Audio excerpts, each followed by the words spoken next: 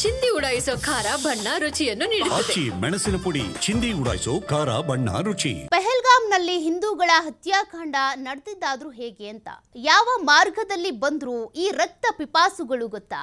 ಕಳ್ಳ ದಾರಿಯಲ್ಲಿ ಬೈಸರನ್ಗೆ ಉಗ್ರರ ಪ್ರವೇಶ ಆಗಿತ್ತು. ಪೆಹಲ್ಗಾಂನಲ್ಲಿ ಹಿಂದೂಗಳ ಹತ್ಯಾಕಾಂಡ ನಡೆದಿದ್ದು ಹೇಗೆ? ಹಾಗಾದ್ರೆ ಅವ್ರು ಹೇಗ್ ಬಂದ್ರು? ಅನೇಕರು ಕೇಳ್ತಾರೆ, ಅಲ್ಲೆಲ್ಲ ಅಷ್ಟೊಂದು ಸೆಕ್ಯೂರಿಟಿ ಇದ್ರು ಕೂಡ ಹೆಂಗ್ ಬಂದ್ರು, ಯಾವ ಮಾರ್ಗದಲ್ಲಿ ಬಂದ್ರು? ಹಾಗಾದ್ರೆ ಈ ರಕ್ತ ಪಿಪಾಸುರರು ಕಳ್ಳಧಾರಿಯಲ್ಲಿ ಬೈಸರನ್ಗೆ ಉಗ್ರರು ಪ್ರವೇಶವನ್ನ ಪಡ್ಕೊಂಡಿದ್ದು, ಮರ ಗಿಡಗಳ ಮಧ್ಯೆ ಅವಿತು ಕೂತಿದ್ದಂತ ಈ ಉಗ್ರರು ಮರದಿಂದ ಮರಕ್ಕೆ ಜಿಗಿದು ಪ್ರವಾಸಿಗರ ಮೇಲೆ ಗುಂಡಿನ ದಾಳಿ ನಡೆಸಿದ್ರು ಅನ್ನುವಂತ ಮಾಹಿತಿ ಗೊತ್ತಾಗ್ತಾ ಇದೆ. ಉಗ್ರರು ದಾಳಿ ನಡೆಸ್ತಾ ಇದ್ದಂತೆ ಪ್ರವಾಸಿಗರು ಕೂಗಾಡೋದಕ್ಕೆ ಶುರು ಮಾಡ್ತಾರೆ, ಕಿರ್ಚಾಡೋದಕ್ಕೆ ಶುರು ಮಾಡ್ತಾರೆ. ಬಟ್ ಅಲ್ಲಿ ಯಾರೂ ಕೂಡ ಬರೋದಕ್ಕಾಗಲ್ಲ. ದುರ್ಗಮ ಅರಣ್ಯ ಅದು, ಬೆಟ್ಟ ಗುಡ್ಡಗಳಿರುವಂಥ ಪ್ರದೇಶ ಅದು. ಅಲ್ಲಿ ನೀವು ನಡ್ಕೊಂಡು ಹೋಗಬೇಕು, ಕುದುರೆ ಸವಾರಿಲಿ ಹೋಗಬೇಕು, ಮತ್ತೆ ಕೆಸರು ಗದ್ದೆಯಂತೆ ಇರುವಂಥ ಪ್ರದೇಶ ಅದು. ಅವೆಲ್ಲ ದೃಶ್ಯಗಳನ್ನು ಕೂಡ ನೀವು ಇಲ್ಲಿವರೆಗೂ ಗಮನಿಸಿದ್ದೀರಾ. ಹಾಗಾಗಿ ಈ ಒಂದು ಮರ ಗಿಡಗಳು, ದುರ್ಗಮ ಅರಣ್ಯವೇ ಅವರಿಗೆ ಪ್ಲಸ್ ಪಾಯಿಂಟ್ ಆಯಿತು. ಹಾಗಾಗಿನೇ ಈ ಜಾಗವನ್ನೇ ಅವರು ಆಯ್ಕೆ ಮಾಡಿಕೊಂಡಿತ್ತು. ಉಗ್ರರ ದಾಳಿಯ ದೃಶ್ಯಗಳನ್ನು ನೀವು ಗಮನಿಸ್ತಾ ಇದ್ದೀರಾ.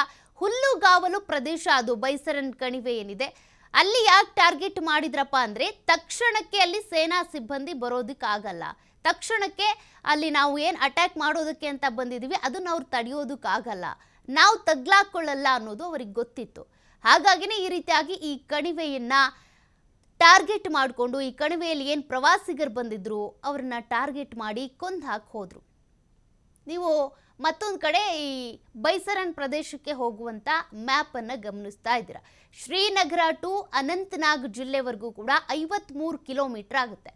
ಅದರ ನಂತರ ನೀವು ಬೈಸರನ್ಗೆ ಹೋಗಬೇಕು ಅಂದರೆ ಅಲ್ಲಿ ಬೆಟ್ಟ ಗುಡ್ಡಗಳನ್ನು ಹತ್ತಿ ಇಳಿದು ಕೆಸರುಗದ್ದೆಯಲ್ಲಿ ನಡ್ಕೊಂಡು ಹೋಗಬೇಕಾಗುತ್ತೆ. ಇನ್ನು ಅಲ್ಲಿಂದ ಗುಂಡಿನ ದಾಳಿ ಆಗ್ತಾ ಇದ್ದಂತೆ ಪ್ರವಾಸಿಗರು ತಪ್ಪಿಸ್ಕೊಂಡು ಬರೋದಕ್ಕಾಗುತ್ತಾ? ಆಗಲ್ಲ. ಇಷ್ಟೆಲ್ಲ ಹತ್ತಿ ಇಳಿದು ಹೋಗಿರ್ತಾರಲ್ಲ, ಅದೇ ದಾರಿಯಲ್ಲಿ ಮತ್ತೆ ವಾಪಸ್ ಅವ್ರ ಜರ್ನಿಯನ್ನು ಮಾಡಬೇಕಾಗುತ್ತೆ. ಆ ಸಂದರ್ಭದಲ್ಲಿ ಉಗ್ರರು ಏಕಾಏಕಿಯಾಗಿ ಅಟ್ಯಾಕ್ ಮಾಡ್ತಾ ಇದ್ದಂತೆ ಕೂಗಾಡ್ತಾರೆ, ಚೀರಾಡ್ತಾರೆ, ಕಾಪಾಡಿ ಅಂತಾರೆ. ಬಟ್ ಯಾರೂ ಕೂಡ ಅಲ್ಲಿ ಬರೋದಿಲ್ಲ, ಕಾಪಾಡೋದಕ್ಕೆ ಯಾರೂ ಇರೋದಿಲ್ಲ. ಅಲ್ಲಿ ಸೇನೆ ಕೂಡ ಆ ಸಂದರ್ಭದಲ್ಲಿ ಇರೋದಿಲ್ಲ.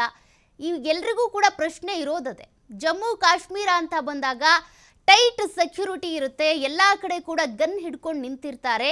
ಅವ್ರು ಇರ್ತಾರೆ ಅನ್ನುವಂಥ ಕಾರಣಕ್ಕೇ ನೆಮ್ಮದಿಯಿಂದ ನಿಟ್ಟುಸಿರನ್ನ ಬಿಟ್ಟು ಇಲ್ಲಿ ಹೋಗಿ ನಾವು ವಾಪಸ್ ಮನೆಗೆ ಬರ್ಬೋದು ಅಂತ ಪ್ರವಾಸಿಗರು ಜಮ್ಮು ಕಾಶ್ಮೀರಕ್ಕೆ ಪ್ರವಾಸವನ್ನು ಕೈಗೊಳ್ತಾರೆ.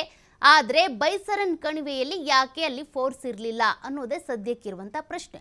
ಅದಕ್ಕೆ ಸಂಬಂಧಪಟ್ಟಂತೆ ಏನು ಸ್ಪಷ್ಟನೆ ಕೊಡ್ತಾರೆ ಅನ್ನೋದನ್ನ ನೋಡಬೇಕಿದೆ. ಈಗ ಕೇಂದ್ರ ಸರ್ಕಾರ ಹೇಳೋ ಪ್ರಕಾರ ಹೌದು, ಭದ್ರತಾ ವೈಫಲ್ಯ ಆಗಿದೆ, ಸಣ್ಣದಾಗಿದೆ ಅಂತ ಅವ್ರು ಹೇಳ್ತಿದ್ದಾರೆ. ಬಟ್ ಸಣ್ಣದಾಗಿರೋದ್ರಿಂದ 26 ಜೀವಗಳು ಹೋಗ್ಬಿಟ್ಟಿದೆ, ವಾಪಸ್ ಬರುತ್ತಾ?